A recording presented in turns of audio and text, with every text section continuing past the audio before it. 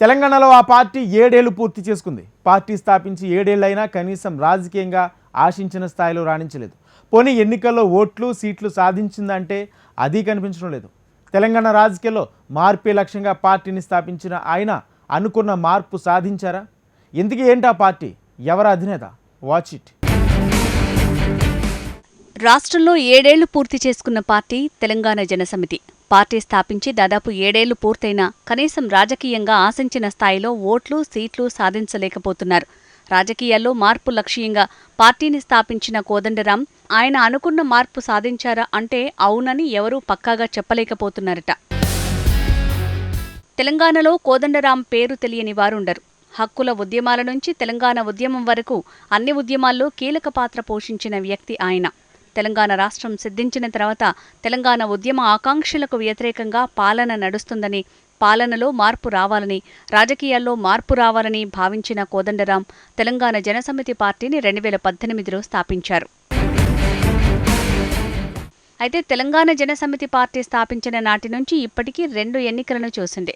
అందులో మొదటగా 2018లో కూటమిగా పోటీ చేసింది. ఆ ఎన్నికల్లో ఆశించిన సీట్లు ఓట్లు సాధించలేకపోయింది. ఆ తర్వాత వచ్చిన స్థానిక సంస్థల ఎన్నికల్లోనూ కోదండరాం పార్టీ మద్దతుదారులు కొన్ని చోట్ల విజయం సాధించారు. ఆ తర్వాత కోదండరాం గ్రాడ్యుయేట్ ఎన్నికల్లో పోటీ చేశారు. స్వల్ప ఓట్ల తేడాతో ఓడిపోయారు. తర్వాత అంతకుముందు వచ్చిన ప్రతి ఉప ఎన్నికలోనూ కాంగ్రెస్ పార్టీకి మద్దతు ఇస్తూ వస్తున్నారు కోదండరాం. రీసెంట్గా జరిగిన అసెంబ్లీ ఎన్నికల్లో కాంగ్రెస్ పార్టీకి మద్దతు ఇచ్చి ఎక్కడ పోటీ చేయకుండా కేసీఆర్ ఓటమి కోసం, కాంగ్రెస్ పార్టీ గెలుపు కోసం రాష్ట్రమంతటా ప్రచారం చేశారు కోదండరాం. మరోవైపు ప్రజా సంఘాలను కూడగట్టడంలోనూ తాను ప్రధాన పాత్ర పోషించారంటారు విశ్లేషకులు. కర్ణాటక తరహాలో తెలంగాణలో కూడా ప్రజాస్వామికవాదులంతా ఏకం కావాలని, రాష్ట్రంలో ప్రతి ఒక్క ప్రజా సంఘాల నాయకులను కలుపుకొని బీఆర్ఎస్ పాలనకు వ్యతిరేకంగా ప్రచారం చేశారు. అలా చేసిన ప్రచారంలో కాంగ్రెస్ పార్టీ అధికారంలోకి రావడానికి రేవంత్ వెంట తిరిగారు కోదండరాం. ప్రొఫెసర్ కోదండరాం తెలంగాణ ప్రత్యేక ఉద్యమ సమయంలో కీలక పాత్ర పోషించారు. కేసీఆర్ వెన్నంటే ఉంటూ ఎంతో ధైర్యాన్ని అందించారు. అలా తెలంగాణ ప్రత్యేక రాష్ట్రాన్ని సాధించడంలో ముందు వరుసలో ఉన్నారని చెప్పొచ్చు. రాష్ట్రం ఏర్పడి కేసీఆర్ సీఎం అయిన తర్వాత కోదండరాంను వదిలేశారు కేసీఆర్. ఎవరో తెలియని వ్యక్తిలా ఆయన్ని పూర్తిగా పక్కకు నెట్టేశారు. దీంతో విసుగు చెందిన కోదండరాం టీజేఎస్ పార్టీ పెట్టి కేసీఆర్కు వ్యతిరేకంగా పోరాటం ప్రారంభించారు. ఆయన చేస్తున్న అక్రమాల గురించి ఎంతో మంది ప్రజలకు వివరిస్తూ సభలు సమావేశాలు ఏర్పాటు చేశారు. ఇక రేవంత్ రెడ్డితో జతకట్టి రేవంత్ వెంటే ఉంటూ కేసీఆర్ ప్రభుత్వ వైఫల్యాలను చెప్తూ నిరుద్యోగ యువకులకు అండగా ఉంటామని ధైర్యాన్ని కల్పించారు. కాంగ్రెస్ను అధికారంలోకి తీసుకువస్తే తప్పకుండా జాబ్ క్యాలెండర్ విడుదల చేస్తామని, టీఎస్పీఎస్సీని ప్రక్షాళన చేస్తామని హామీ ఇస్తూ వచ్చారు. నిరుద్యోగుల బాధలపై ప్రత్యేకంగా ప్రతి సభలో మాట్లాడారు కోదండరాం. ఈ విధంగా నిరుద్యోగుల ఓట్లు కాంగ్రెస్ వైపు మళ్లేలా చేయటంలో ఆయన ప్రత్యేక చొరవ చూపారని చెప్పొచ్చు. అలా మొన్నటి ఎన్నికల్లో కోదండరాం చేసిన ప్రచారంలో సక్సెస్ అయ్యి తాను అనుకున్నట్టుగానే కాంగ్రెస్ పార్టీ కూటమి అధికారంలోకి వచ్చింది.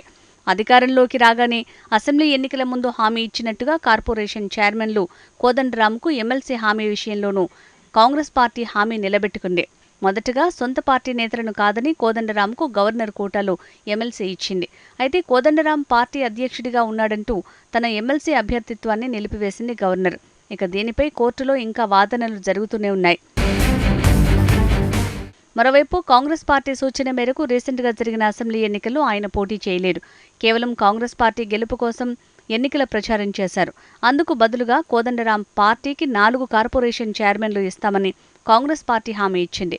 అలా హామీ ఇచ్చిన కాంగ్రెస్ పార్టీ తమకు కార్పొరేషన్ చైర్మన్ పదవులు ఇవ్వాలని ఇప్పుడు కోదండరాంతో పాటు జనసమితి నేతలు కోరుతున్నారు. జనసమితి పార్టీలో ప్రొఫెసర్ పిఎల్ విశ్వేశ్వరరావు, ధర్నార్జున్, అంబటి శ్రీను, నిజ్జన రమేష్ ముదిరాజ్, బైరి రమేష్, ఆసెప్ప ఇలా మొదటి నుంచి కోదండరాంతో ఉన్నవాళ్లున్నారు. 2వ విడత కార్పొరేషన్ చైర్మన్లలో తమకు అవకాశం ఇవ్వాలని కోరుతున్నారు. మరోవైపు కోదండరాంకు రానున్న మంత్రివర్గ విస్తరణలో విద్యాశాఖ మంత్రి పదవి ఇవ్వాలని కోరుతున్నారు జనసమితి నాయకులు.